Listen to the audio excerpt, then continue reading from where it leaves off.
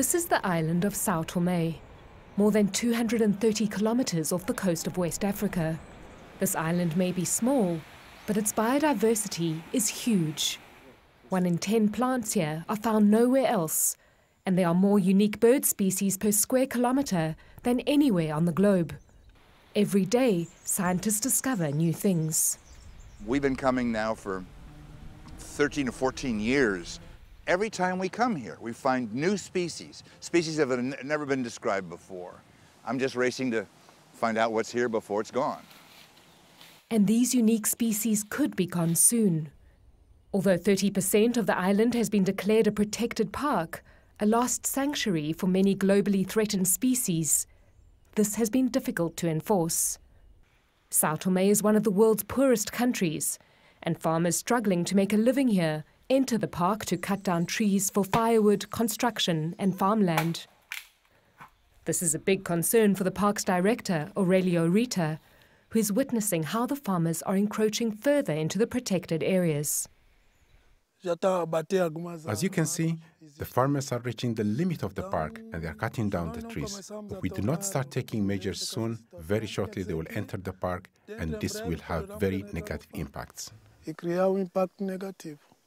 But measures are now being taken, and part of the solution comes from a surprising place: organic chocolate. With its rich soil and forest shade, Saõ Tomé produces a very high-quality cocoa bean, and when those beans are grown organically, they command an even higher price. For more than 10 years, the UN's International Fund for Agricultural Development, or IFAD, has been working on this island to resurrect a dying cocoa industry. And it has brokered partnerships between the cocoa farmers here and top organic chocolate makers in Europe. For farmer João José, this has meant a massive jump in his income, from about $11 a month to more than $300. Before, I used to make approximately $200,000 a month. Now, every 2 weeks, I make $2 or $3 million. It's not only lucrative, but organic cocoa is also kind to the environment. It's grown under the shade of existing trees, requiring no clearing of the forest and keeping the soil free of chemicals. But organic cocoa alone cannot save this island, because Saõ Tomé needs other crops too. About 70% of the country's vegetables are grown right in the park's buffer zone, threatening the biodiversity here. So IFAD has joined forces with the Global Environment Facility, an international organization that responds to environmental threats, to help these people in the buffer zone to farm more sustainably.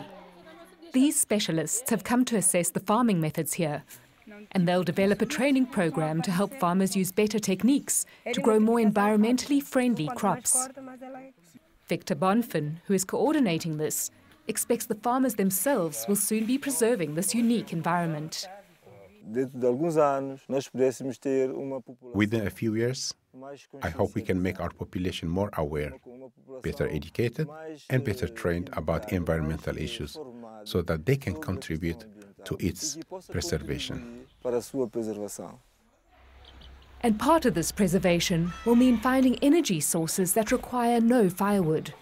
So Victor and his team are experimenting with this biogas system, which converts the methane produced from animal waste into gas for cooking.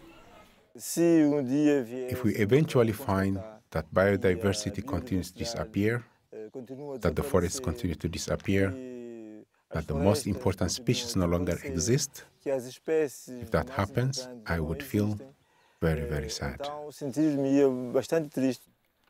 This is something that Victor is doing all he can to avoid. Amongst the upcoming plans are to include conservation education in the high school syllabus and to develop ecotourism. In the meantime, organic farmers like João are already doing their part to preserve this unique environment.